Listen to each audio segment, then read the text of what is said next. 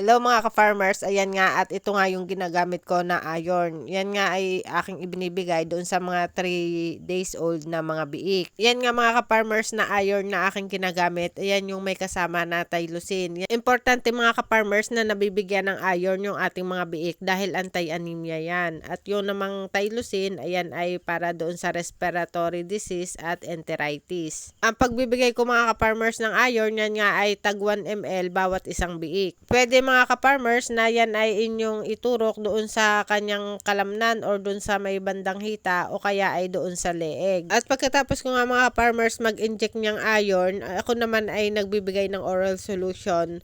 At yan nga ay antay sa pagtatae para nga maiwasan na magtae yung ating mga alagang baboy. Merong nabibili nito mga ka-farmers na maliit lamang. At dahil hindi naman tayo sponsored nito, ay kayo na ang magbasa at ibibigay ko nga sa inyo kung para saan ito. Ito nga mga ka-farmers ay medyo may kamahalan pero garantisadong mabisa yan at yan nga ay palagi namin ginagamit.